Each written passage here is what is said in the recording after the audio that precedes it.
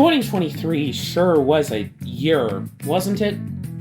There sure was a lot that happened, a lot that we really don't have the time or the context to get into here.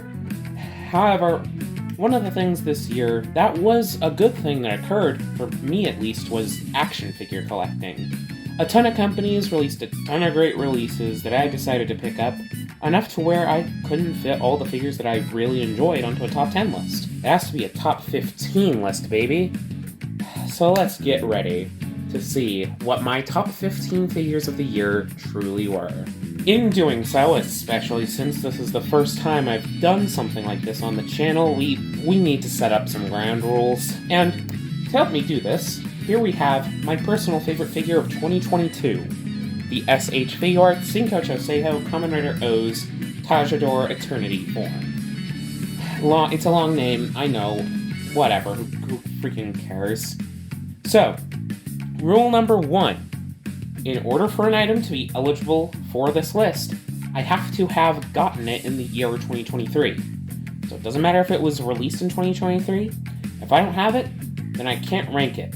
However, to help balance this out for this list and future lists, anything that I got this year that is an action figure is eligible for the list. It doesn't matter if it was released in 2023 or 2003. It can theoretically make it onto the list if I got it this year. There is one asterisk to this, though. If it's a model kit, I have to have built it this year, so sorry to the Master Grade Extreme Strike Freedom Gundam. You don't count, unfortunately. Hopefully next year, we'll see. Finally, this list is purely my opinion. Well, I mean, every review like this is entirely subjective. That's how this sort of thing goes. These are practically pieces of art, whatever. But, you know, if you disagree, then make your own list. Actually, send your own lists in the comments below. Build up that conversation with me and with each other. One final disclaimer that I do feel like I need to say, given recent events in the toy industry. Whenever I praise these figures, I hope it comes through that I am personally praising the individuals who made these individual works of art. From the professional sculptors to the individual workers at the factory, they are the ones that I am praising for the creation of all these figures, and not the corporations behind them that make the most idiotic decisions, like, laying off a bunch of your workforce right before the holidays. Whatever. Anyway, without further ado, let's see Asian Onk off and get into what worked for me this year. Starting with number 15. This entry, honestly, probably shouldn't even be on the list. I mean, it's not that great of an action figure, all things considered.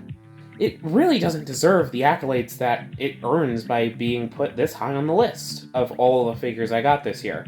However, for me at least, it's being dragged onto the list with the power of nostalgia alone.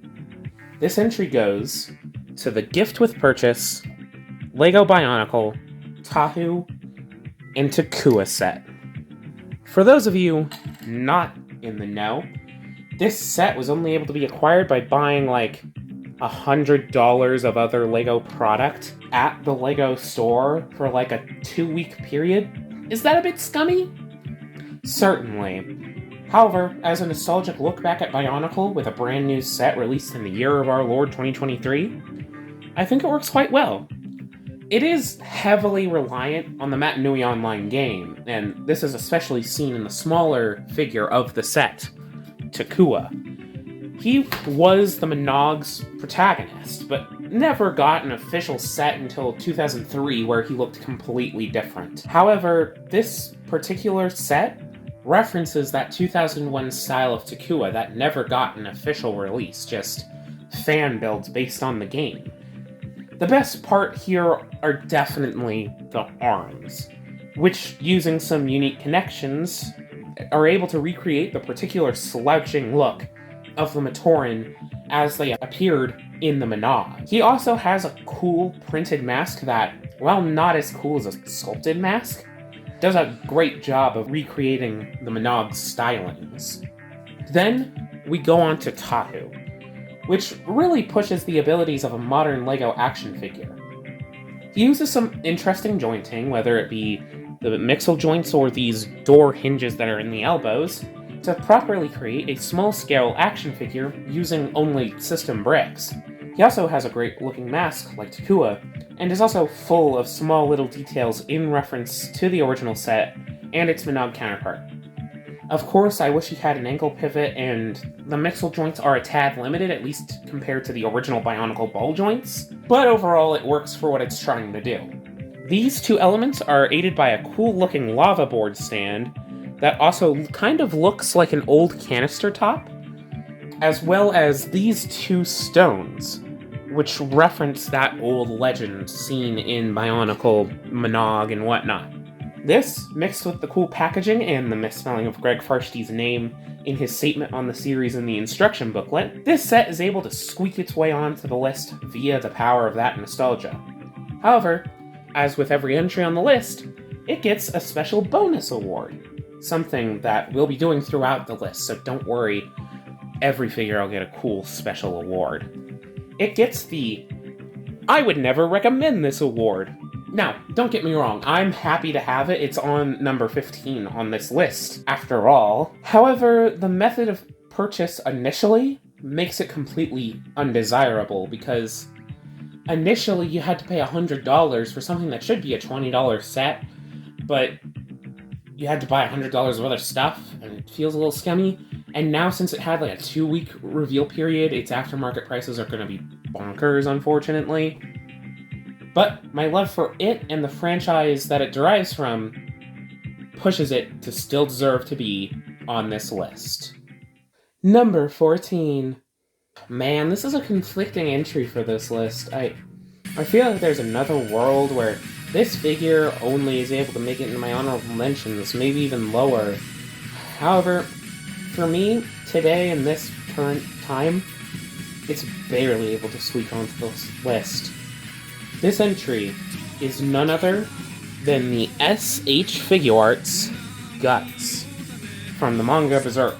Kentaro Miura's series is extremely impactful for so many people, and I've started reading it recently, and it's very good. So of course, new figures would be made of his iconic characters. In this instance, Bandai and Tamashii Nations honestly did a pretty darn good job of capturing Miura's artwork and his character designs all into one figure. The faces that come with this figure are stunning and look just like Guts in his mini battles. His serious expression's really coming through. This expert sculpting goes throughout the entire figure. It expertly captures his Berserk armor from the manga, with tons of little details. I especially like the cape that he has. Its rough, almost papery texture, mixed with the printed-on sketch lines, makes it look wonderful and ragged and just out of the manga. It just looks wonderful. The only real complaint with the sculpt/paint is that he feels a tad wide, like from torso to shoulder or whatever. He feels a tad wide, but it's not that bad of a problem. He's a wide guy anyways. He is also, honestly, full of articulation for such a bulky armored character. He has tons of joints that are able to get some pretty good range, even with that bulky armor he wears. I especially like the little ball joints in the shoulder armor that are able to get slightly out of the way for certain poses. It looks wonderful. He also has a ton of appropriate accessories, whether it be weapon parts for his mechanical arm, a cool green Vehilet, or even some nice alternate faces that we discussed before. However, speaking on the accessories brings us to the elephant in the room.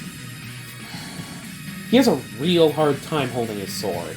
The joints, at least on my copy, in the wrist are a tad weak, and the hands are really hard to get on and pop off far too easily. It can be balanced, as you can see here, with it like that, or it can be balanced in other poses, but it is really difficult, especially without a stand.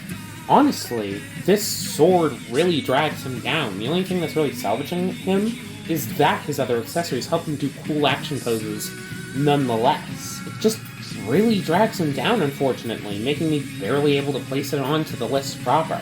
In doing so, this figure gets the special award, Set It and Forget It, as once you get it into a pose with its sword, like this, you just kind of want to leave it on the shelf like that forever. It looks pretty, but you just can't play with it. It's not my favorite way to treat an action figure, but hey, it's someone's cup of tea. And that sculpt is able to get it far enough to earn its number 14 entry on this list. Number 13. While we are mostly here to celebrate things that will hopefully continue to be good in the future and, hope for them to continue, there is one sad eulogy that we have to give this year given my background. For Power Rangers. We're talking about Power Rangers, guys.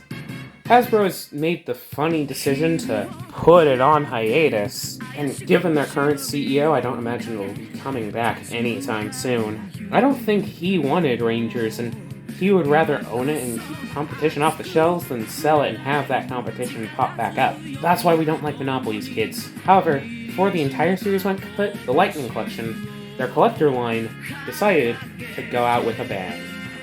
This entry goes to the Lightning Collection Omega Rangers 4-pack.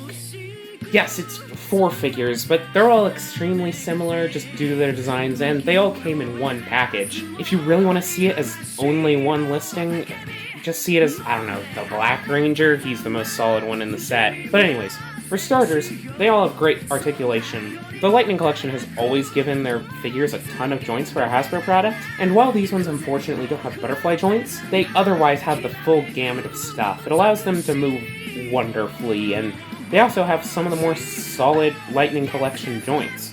Without too much wobble, though there is some that's holding them back on the list. However, these figures also fill themselves with wonderful, comics-accurate sculpting and paintwork. There's so much panel lining here. I mean, not like the way you would do it on a Gundam, but like, in terms of sculpts, there's a lot of panels that are put on to these figures. And they look great on this particular gray plastic. The diamonds and the other gold lines also pop off the figures wonderfully with the pearl gold paint, as well as the sculpted line work, which gives them a larger-than-life appearance. Their helmets are the last piece of this greatness, topping them off with some wonderfully accurate molds for those wonderful-looking helmets from the comics. They even have paint detail for their individual head gems. Neat! All in all, I think these figures deserve this slot, as well as the special Best Eulogy Award for properly eulogizing a line that was there when I started collecting, like 5 or so years ago. It honestly feels like the end of an era, in many ways, but hey, in all, at least we got these neat figures. Before we continue to number 12, though, I would like to start up the first of 3 intermissions we'll be doing during this video. These will be brief breaks that break away from the main list. This one, going off the previous entry, will be a tad negative, given how sad the last one was. That is, we are giving the Most Disappointing Award. This is a figure that I was honestly really excitedly anticipating, but was just too flawed for me to properly enjoy it. And, come on guys, there's really only one entry that fits that listing, that bill, that whatever, and that was the SH Figuarts Roronoa Zoro. Oh man. Yes, I love my lost sword boy, but he's just too flawed as a figure, at least in this form. Well, he does look like Zoro, and the sculpt is good and accurate to Eiichiro Oda's artwork. It isn't special enough to make me really want to ignore its flaws, like with Guts. The legs theoretically have articulation, they're there, I can see the joints on the legs, but the skirt plastic is just far too stiff to allow those legs to move, like, at all? Then there's the shoulders. These have a two-pronged problem. Firstly, the shoulders are just far too tight, making them extremely hard to move. Secondly, there's a problem where the upper shoulder gets stuck under the butterfly joint, which leads the arm to pop out when you try to put it back in a normal position. And then it becomes really hard to pop back in because of those tight joints. Overall, without spending too much time on it, because I don't like being negative, Zoro was just super disappointing. However, we can still look back at the best while we're still here, can't we? Number 12. I didn't get too many Tokusatsu figure arts this year. Unfortunately, I had a few other focuses and expensive action figures that dragging me around a bit this year. However, there's still one figure that I think fits into that tokusatsu charm while still just being a super strong action figure. This year's number 12 entry is the SH Figuarts Kamen Rider Geats in his Magnum Boost form. To start, he does just generally look great. I mean, it is Kamen Rider Geats. He's got a great design in his base form. It has the Magnum parts up top, that basic black and white, with a tiny little bit of red, and then the full-on red in his bottom once you get to the boost form. It honestly looks pretty nice. Plus, I love his helmet design. The fox ears and the big red eyes just look wonderful. And then they give him those nice little red lines to really accentuate the design. Perfect.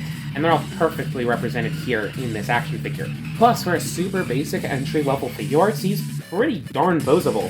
His ankles work well, which was a pretty big issue for previous Rider Figuarts, like on Revi. He is just really well articulated, and generally, he even has small little details that are articulated, like his spinning driver, and the little blasters that come out of his wrists. It allows him to get into a ton of poses, replicating the DGP he comes from super well. However, one element of these figures that I really don't have the proper amount of figures to really replicate is the fun swap gimmick. It does help to make this figure an infinitely growing collection of parts that do work for him, giving him near infinite accessories depending on the amount of figures that you have and the amount of money that you're willing to spend. However, one problem is that I do wish swapping worked for the other riders. That's not as much a problem for Geats himself, but for the line as a whole, which kind of demotivated me from the whole thing, unfortunately. However, the swapping does work well for him with the swapping out helmet and whatnot.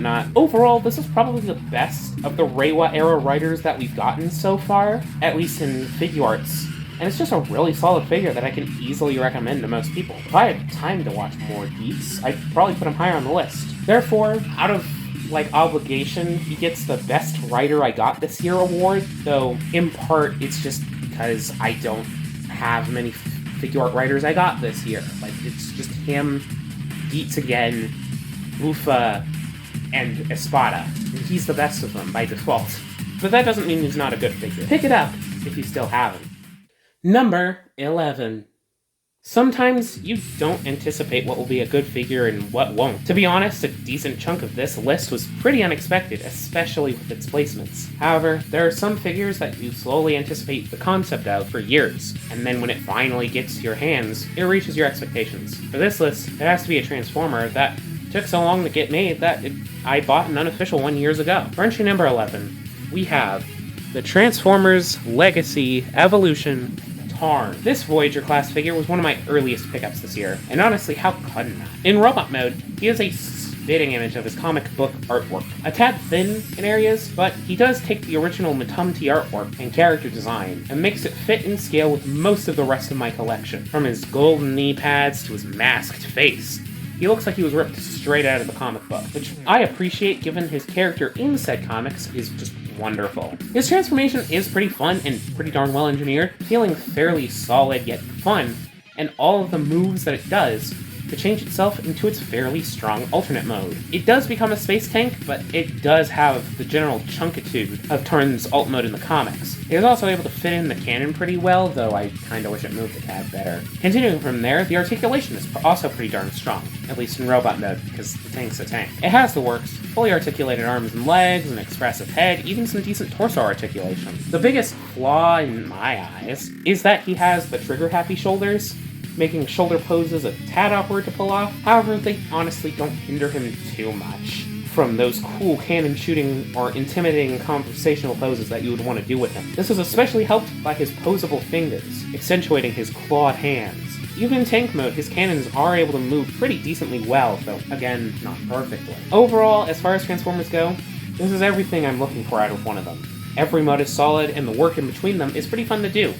It's not overly complicated, but still fun and puzzle. This is especially great to see, especially given that this character is wonderful. I mean, as much as I have harped on the point, it is extremely cool to see Tarn get a figure. I mean, he's an obscure character, only seen in one series of comics, who leads a small team of Decepticon serial killers. It seems so absurd to get him here. However, with his adaptation in Cyberverse, it only seemed inevitable that he'd get a figure. Therefore, overall, he gets the Most Unexpected Release Award. Not because he was surprisingly good, but because he was surprising to get done at all, let alone well, with his own mold and everything, though it did get reused for bludgeon.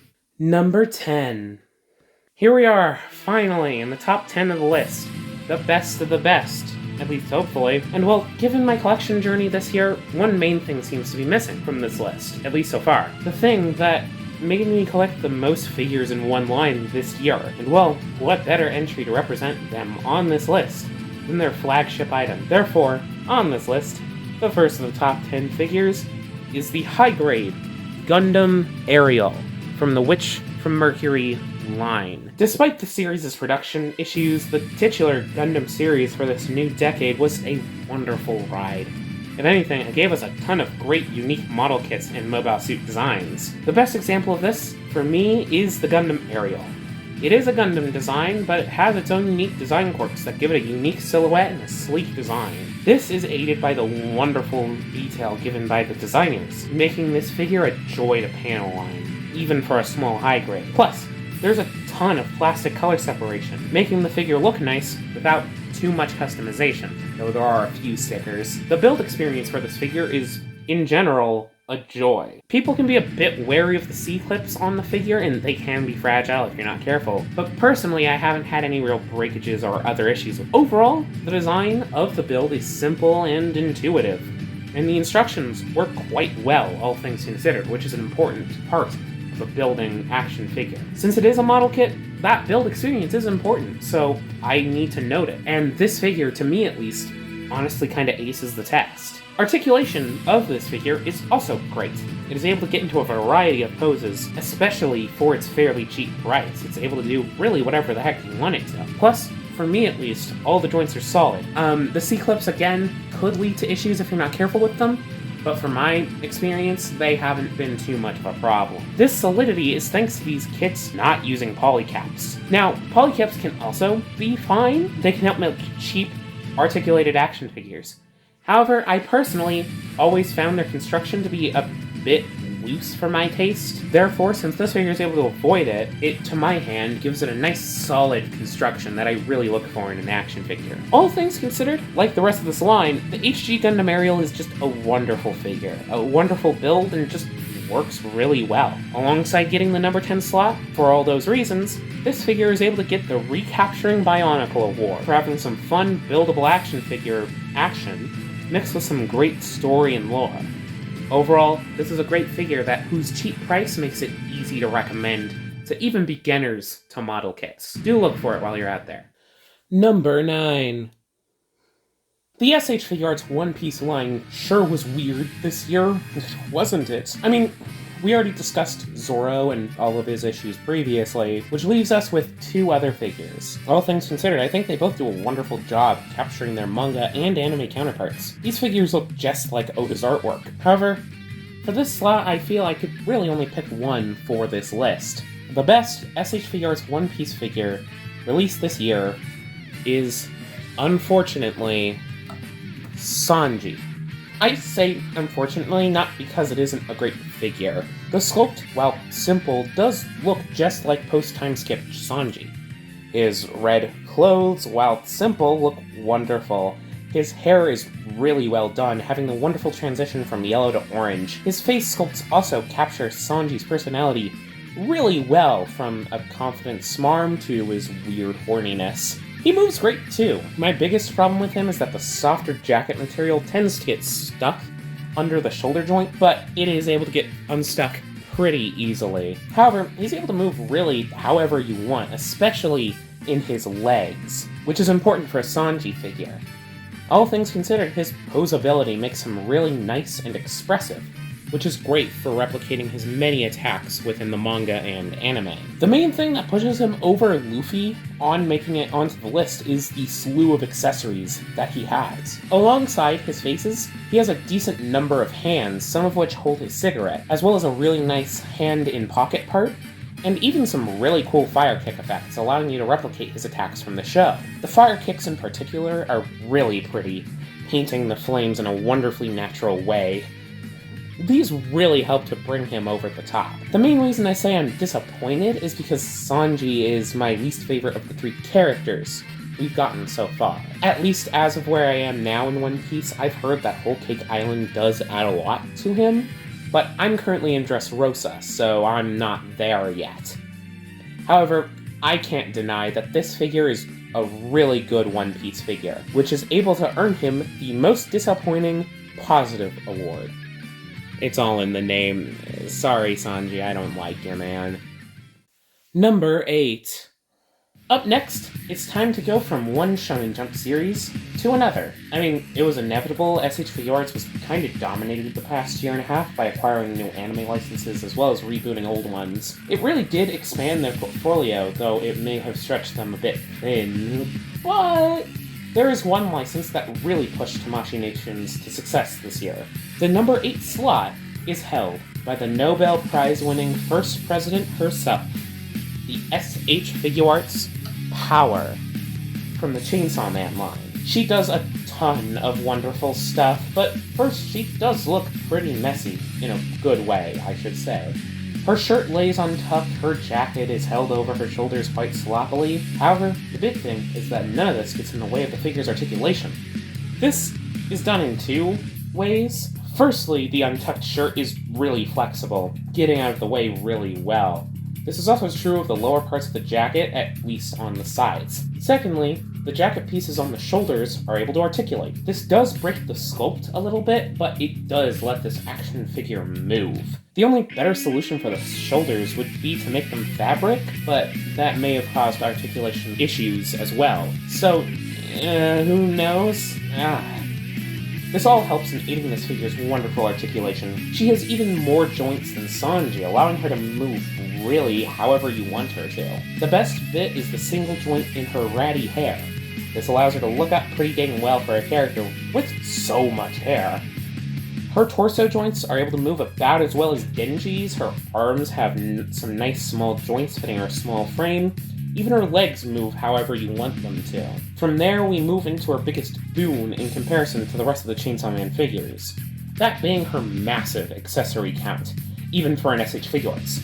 She has an exorbitant number of hands, allowing her to replicate a number of poses from the manga and anime. She also has a ton of faceplates that replicate her wide range of extreme expressions. From there, she also has a slew of blood weapons, including her massive first appearance hammer, and some smaller ones that she makes frequent use of.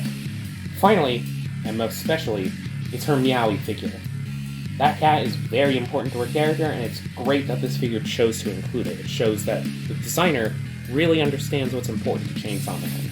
The only real flaw is that, to me at least, her face sculpts seem a tad off overall. I think some of the paint seems a tad thick, and even though they have great expressiveness. However, even still, it is enough to push her right to the middle of this list. She is a wonderful figure that represents her character very well. In doing so, she gets the Little Gremlin Award, as this figure is able to expertly capture her gremlin-like personality, letting her really earn this number 8 spot. Now that we're around the middle of the list, I think it's time for another intermission. Now, while I do love action figures, I also love watching movies. This year, I did watch a good number of good movies, enough to put together a brief top 5 list of my favorite films. Same general rules apply as the main toy list, but it doesn't really matter, this is just a random intermission. Number 5 is held by one Shin Kamen Rider.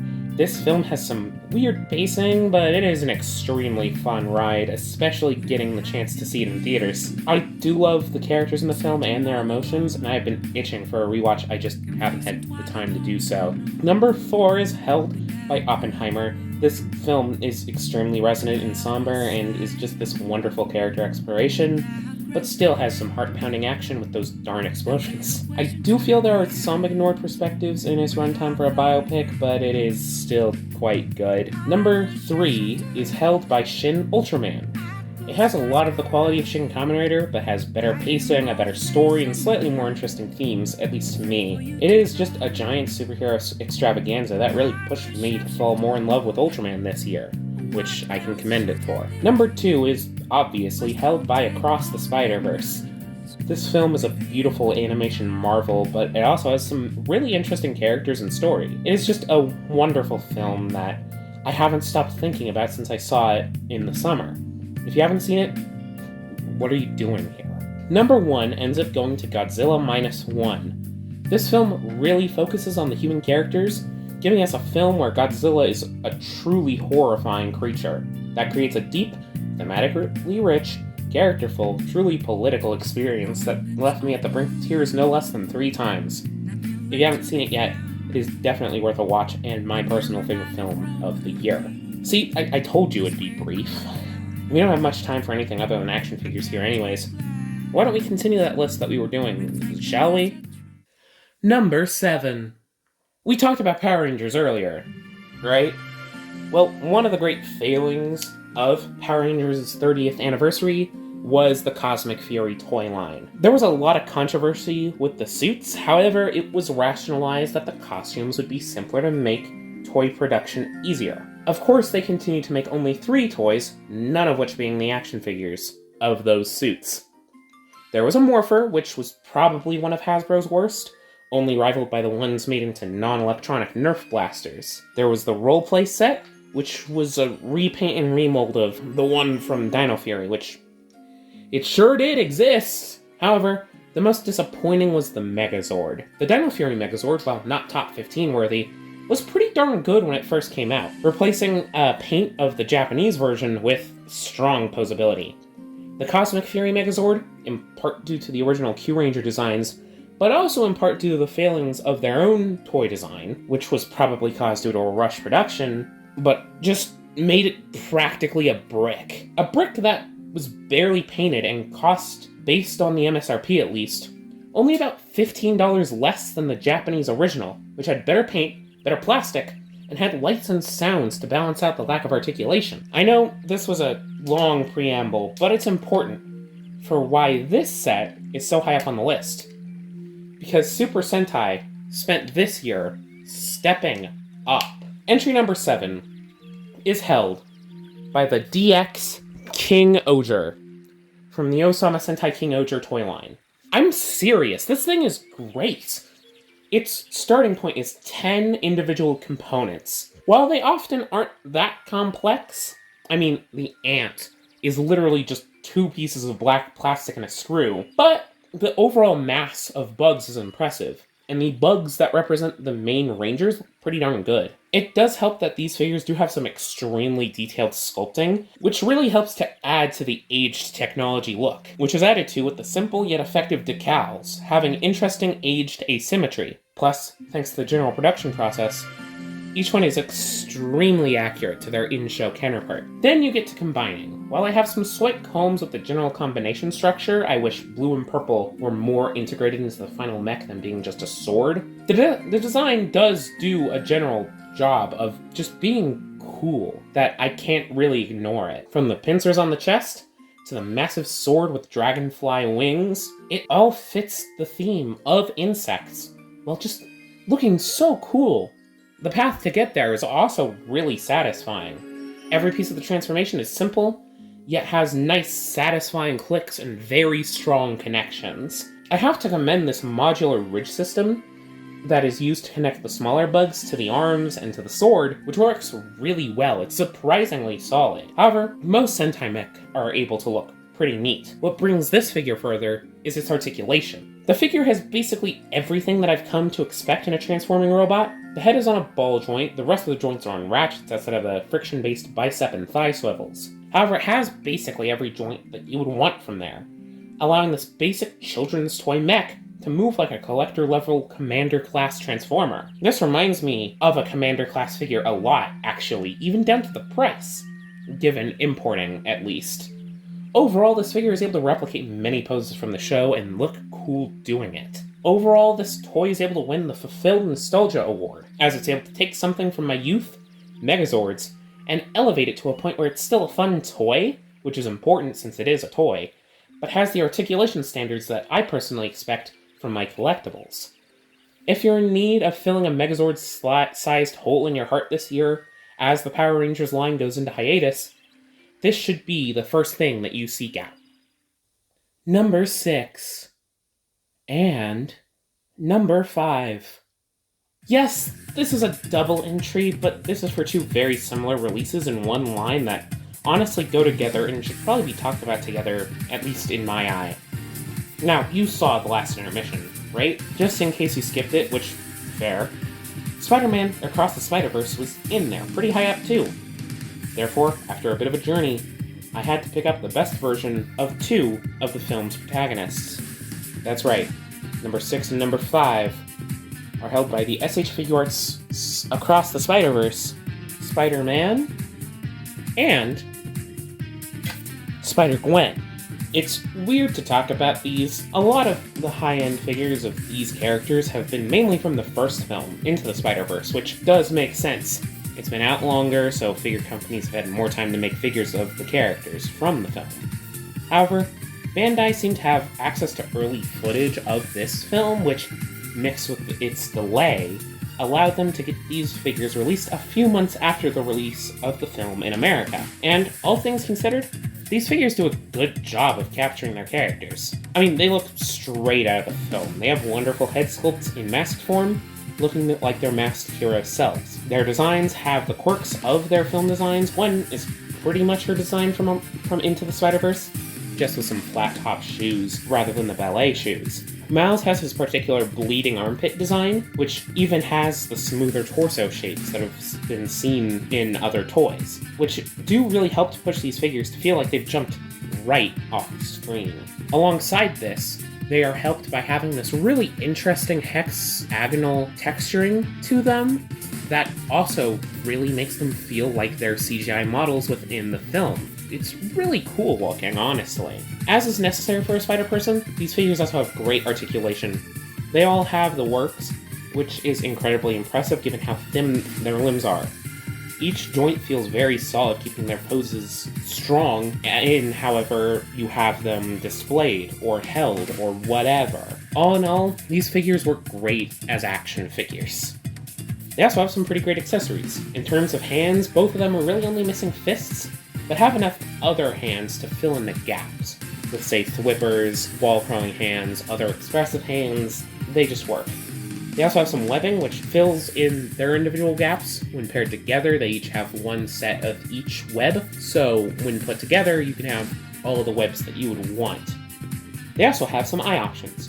Miles does it through swapping out the different eyepieces, while Gwen just has a different head, which works well for both of their individual designs. They both also have unmasked looks. Miles has 2 heads, both being pretty casual, while Gwen has 1, but does have the extra eye head pieces. All things considered, these head sculpts are the best Spider-Verse heads I've seen on an action figure. They feel ripped, again, straight out of the 2 films, expertly capturing their designs. Finally, they come with stands, which help them to swing in the air with ease. Overall, these are some great releases, wonderful representations of these characters. Overall, this helps the 2 of them earn the Best Film Adaptation Award, as they look wonderful and ripped straight out of the screen. As to which of these 2 is better, I would probably say Miles, though those switch spots on the day. I think Miles is a more overall solid figure, but I do still really like Gwen. Do look for them if you're interested, of course. Number 4. We already did a Chainsaw Man preamble. I mean, it is one of my favorite manga, or I guess pieces of media, ever made. So I knew I had to have some other representation of this series on this list. Therefore, figure number 4 is held by the SH Figuarts Samurai Sword, or as we'll be calling him for the sake of my sanity, Katana Man. He is a very similar figure to their Chainsaw Man, but in a slightly larger look. It does look like his appearance, at least in the anime. He's tall, intimidating, and impressive. His clothes are appropriately gray, and his jacket is nice and soft in material, but it still has a wonderfully flowy shape. This goes all the way up to the head. It does feel a tad thin, but that's also true of the design in the anime, so... Anyway, his blades also look wonderful. Nice and shiny, but still coated in blood. It looks really nice. However, despite all this, he can still move super well. His head fixes the Chainsaw Man jaw problem by making it a fully swapping head. It can go as far as you really want it to in posing thanks to that. He can move his arms however you want using this intriguing shoulder setup, which was seen on Sanji but without the annoying tightness and weird rubber banding of Sanji's figure. He also has a ton of torso range, which, paired with his knees, helps him crouch down very well, which is important for this character in particular. He even has swiveling hands, allowing his blades to move however you want, which you wouldn't expect. He is fairly light on accessories, but sans swapping parts to make his human form, which would make it way more expensive of a release. I really don't know what else he could have. Really just some extra hands and jaws. Overall, while he is a simple figure, he is very effective. He really makes this design work, therefore he wins the Making Me Care award. As Katana Man, while cool, isn't my favorite Chainsaw Man villain. He's still cool though, and his figure makes him worthy of this slot on this list.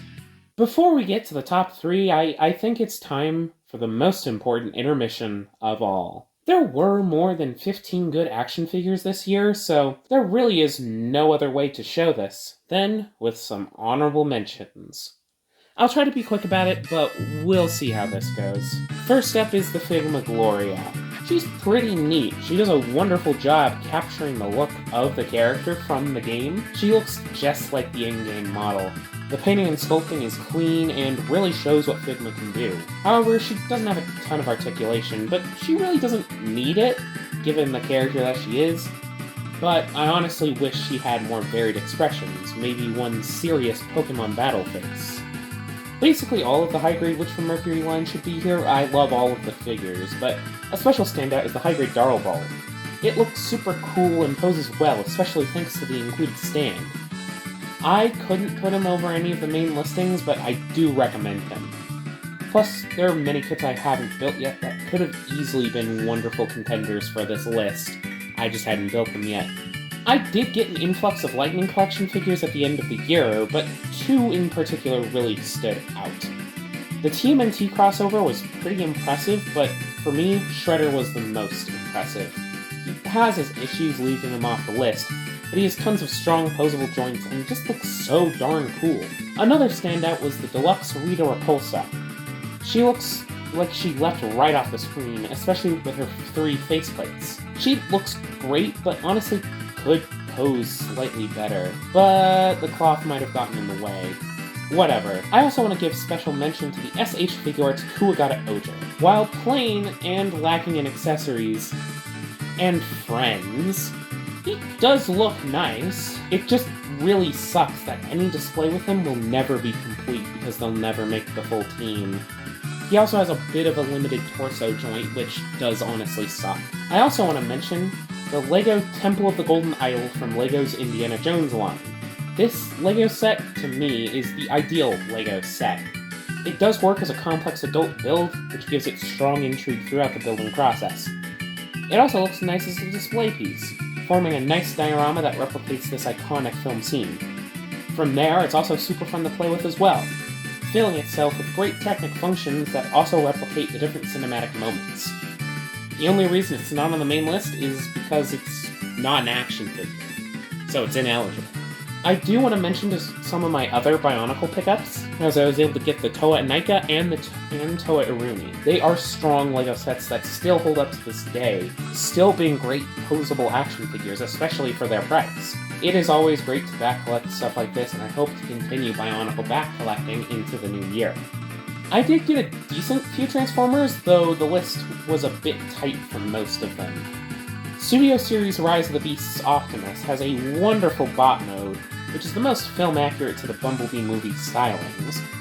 However, the truck mode ain't great, and the transformation is honestly a tad basic to get there. Legacy Geoxys is very similar to Tarn in concept, but he doesn't have my favorite design, and honestly, just has an awkward robot and vehicle mode. Studio Series 100 Bumblebee is pretty darn cool, but a bit boring for me. Maybe I just don't enjoy Camaro bees as much as other people do. Finally, the highest ranked in this group is Legacy United Windblade. She has some awkward shoulders which hamper sword poses, but looks great, poses well, and transforms well. The best Marvel Legends of the year has to be the No Way Home Green Goblin. This figure has a great likeness. It looks just like Willem Dafoe, even more than the SH Figuarts. His sculpt and paint is also super strong, and his glider is wonderfully featured, moving just how you want it to. I just wish the figure itself was more posable. He can't get into his best poses on the glider, and that honestly sucks a lot of the fun out of him. He also needed a few more hands, but it overall works. Finally, my number 16 has to be the SH Figuarts Monkey D. Luffy. He does have his issues. I wish he had more accessories and knee range, but he does look just like Luffy from both the manga and the anime. His upper torso moves wonderfully, though it is a tad squeaky, and it keeps being brought up as a figure as you get more faceplates with other figures. I just hope that Year 5th is able to share those stretchy parts with this one, though it's not looking likely. If you don't like Tahu and Takua being number 15, take this as your suggestion instead. You see? I told you it'd be quick. Anyways, now, back to the main list. Number 3. As we get lower down the list, we are starting to get into labors of anticipation. A lot of the time, figures will go up for pre-order well in advance of the year, and they'll only pay off in the next year. One of the prime examples of this is the ever-controversial HasLab program. Hasbro's weird little crowdfunding concept, which, while it has its myriad of issues, has allowed products that would have never been made to get relatively wide releases. One of these examples is the subject of this entry. Number 3 happens to be held by the Transformers Generations HasLab Deathsaurus. This is a wonderful addition to my collection, especially with last year's Victory Saber set adding to it. This figure starts with some wonderful sculpting. In both modes, these figures are sculpted to look exactly like his anime appearance. He's just designed so well. Starting off talking in Kaiju mode, it is a tad messy with a couple of gaps, but still looks great, if a bit goofy, but that's kind of the point. It still looks great though, and honestly moves pretty well for what it is. The arms are shockingly posable, and the legs take a decent amount from the robot mode's arms. However, the head has a ton of great posability, especially for such a blocky beast former. I honestly just kind of wish the tail would move a bit better. The transformation is extremely satisfying. It goes off in nice, satisfying chunks. The wing engineering in particular is just ingenious, flipping it around in extremely fun ways. My only real issue with it is its tolerances, at times feeling a bit tight. It is much better than feeling super loose, as some figures tend to do, but still it can feel like an issue when you're feeling like you're gonna break such an expensive thing. However, the real fun begins in robot mode. He is filled to the brim with fun, chunky ratchet joints that really help him to stand up to snuff. They sound really nice and clicky as you play with it. His articulation is honestly quite good, especially for his size. He's got butterflies and ab crunch, as well as the average works for a Transformer. He just moves for something that seems just so chunky and large. Oh yeah, he is big, which adds to his shelf presence, alongside all of the beautiful chrome gold. The painted gold fits its color tone pretty well as well, and is much less of a fingerprint magnet. However, one of this figure's greatest boons is just the sheer number of accessories he has. He has 4 other figures that are his own accessories. There are 2 Micromasters, which, unlike in Victory Saber, are actually quite good and solid. However, there are also the Breastmasters, which act as other characters, ways of completing his final form, seen here, as well as weapons for him. The Breastmaster gimmick is simple, yet fun. I mean, it's Soundwave's gimmick, so of course it's good. Then, he just has 2 big weapons outside of that.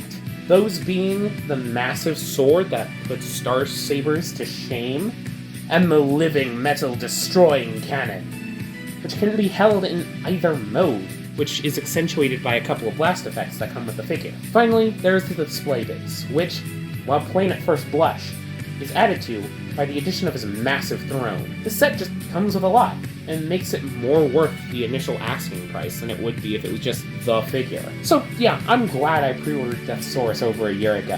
He's one of the crown jewels of my Transformers collection now, and fits very well with last year's Victory Saber, which I also love, but for different reasons. While Victory Saber had fun functions and concepts, but had some flawed execution in certain areas, This bot is a bit more boring, but more solid for it. I think they're both great and go really well together. As a whole, this figure is wonderful, a great piece of my collection. Unfortunately, I have to give him the absurdly convoluted, I would recommend it before, but not now award, as, you know, its HasLab price was kind of pushing it already.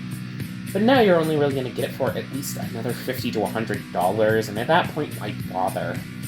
But it is still one of my favorite figures that released this year. Number 2.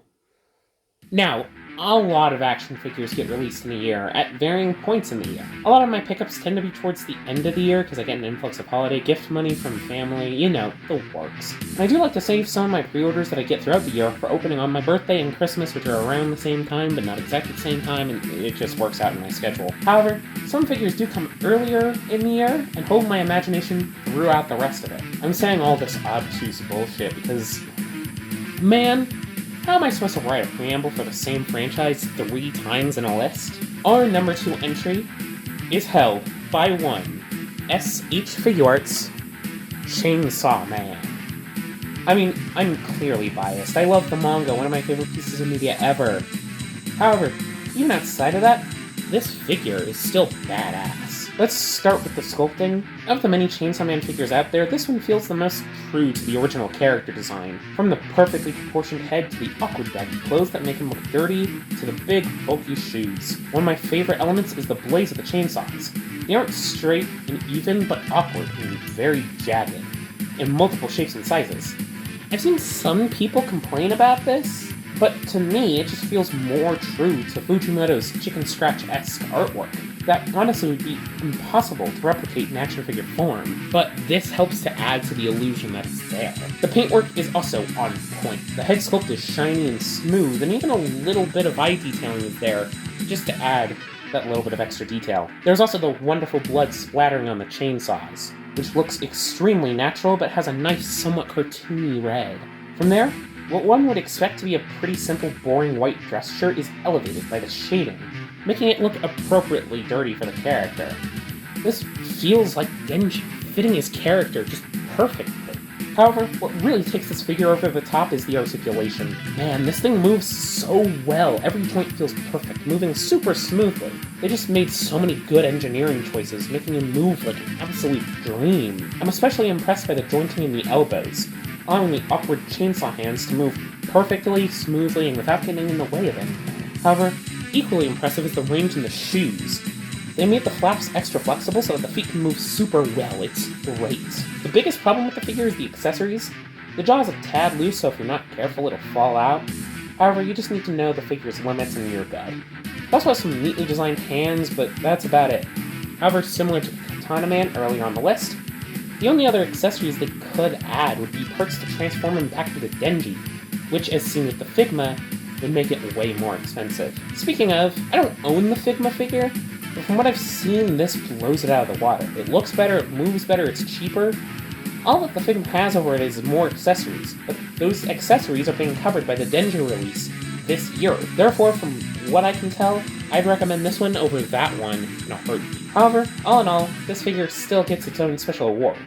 That being the Recommend It to Anyone award. This figure is just so good that I feel I should recommend it to anyone, in part because it's just so damn good for its price, like, wow. But secondly, I hope that the quality of this figure would lead more people to get into Chainsaw Man. You know, like a gateway drug. However, this figure also, honorarily, gets to take home the Best Toy Line award, giving it to the overall SHF Chainsaw Man line. All of these figures are just so high quality, and I recommend all of them highly, if this list isn't obvious about that enough. I hope that throughout 2024 they keep being this good. However, this figure could have gone even further on the list. For most of the year, it was my number 1. However, one last-minute entry into the collection rolled into that slot, though. However, given the character that figure represents, I don't think Denji would mind. Number 1. I first learned of this character back around mid-2014. I had just gotten my 3DS and was looking through the set's AR cards. For those not in the know, they were these gimmick cards to test the 3D and AR features of the 3DS by scanning the character on the card and making them appear in real life. They were full of iconic Nintendo characters, you know, Mario, Link, so on and so forth. However, there was this one character I didn't recognize. I'm sorry, the only games I played when I was a kid were Lego games and Katamari. Anyways, I kept getting into Nintendo stuff and started learning about this character, their history, their games, so on and so forth, and really wanted to try one of their games. However, none really aligned with my opportunities to pick up games. That was until 2021, when the long-awaited 5th game in the series finally came out. I picked it up and loved it so goddamn much. That game was Metroid Dread. The #1 listing is held by the last Metroid herself, the Figma Samus Aran Dread version. This figure is unbelievably good. First off, let's start with the sculpt and paintwork. This figure looks just like the in-game model. It looks like a small little Nintendo Switch level quality of model, which is wonderful to see. The green on the parts that would theoretically light up in the game looks great, being a very particular Neon game that looks ripped straight out of the game. Her visor also looks great. It has a clear plastic outer layer and a metallic inner layer, which really gives it some depth. The helmet sculpt in general is just perfect, getting that proper shaping, even having two-toned reds. It even gets the proper muscly detail throughout the body, making the suit look extra biomechanical. The paint is also impressive.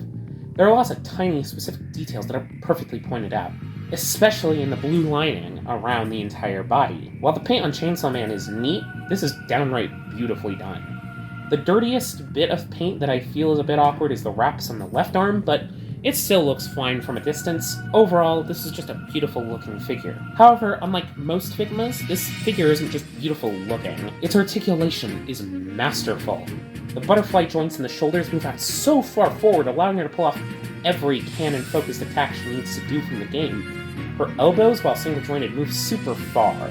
The hip joints are these really smart designs, having a flush mode that has slightly less articulation, but having the whole hip structure drop down slightly to add in the less articulation it hits from the thighs hitting the upper torso part. The knees fold into themselves, allowing them to have a full double-jointed bend. The most disappointing joints are the ankle pivots, but those aren't the worst, as she does have a pretty large stand. Overall, she can get into really any pose you want, either from the game or your own imagination. It's great. She also comes with a wealth of accessories. She doesn't have too many hands, but she has enough to do what poses she needs to do. She comes with a morph ball effect part, allowing that to be used however one wants to replicate morph ball poses. She also has the spider magnet effect part, allowing her to stick to any metal surface thanks to a magnet in the back, in a game-accurate way. Finally, she comes with an open Omega cannon, which will pair perfectly with another release coming within 2024. If anything, she just needs beam effect parts and maybe a missile tip for the main cannon, and a closed Omega cannon. However, these accessories are nice and large, making the overall set feel worth the price anyways. Overall, this figure is just great. It perfectly represents the character from the game, bringing her into the collection in a form that looks just like her game counterpart, but also moves perfectly. She inevitably gets the Figure of the Year award, and is just a beautiful piece of action figure art. So yeah, that's my list. All things considered, some of the figures I got this year were some of my favorites I've ever gotten. I mean, like, yeah. However, next year it looks like it'll have a ton of cool stuff in store as well. Like, I mean, SHF Chainsaw Man is continuing, though there is no Aki yet. SHF One Piece has many chances to really get good, including finally getting one woman into the line with Nami, though her pre-order hasn't been listed yet, and hopefully it'll come in by the end of the year, whatever. Transformers is setting up its 40th anniversary with a ton of interesting character picks. Marvel Legends has some big things coming. Kamen Rider, well, I've heard problems with Gotchard as a series, but the designs are cool, and they're getting cool action figures. And they're letting a woman be the secondary writer. Let's hope that they reveal a figure for her in a fairly timely manner. But the future's yet to come. Our past has already come. Let's try to live as we can, in the moment as we can, or whatever. But until then, let me know how things have been in the comments. As I said, I'm sure you disagreed with tons of things on my list, and if you did, let me know in the comments below. I want to know what some of your favorite figures are, so leave them down there. As with any piece of art, we're only able to grow our opinions through conversation, so hopefully this can be a starting point. And honestly, I want to be a bit candid here for a second. I'm recording this. I'm going a little bit off script.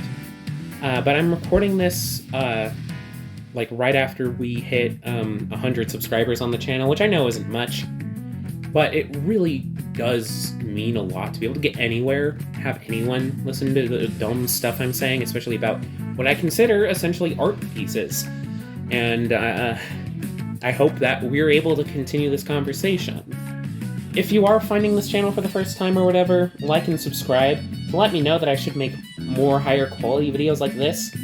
I want to try to put more effort into my videos more often, and showing success to this video will help me to feel motivated to do that. But until then, I'll see you all in the next video. Later.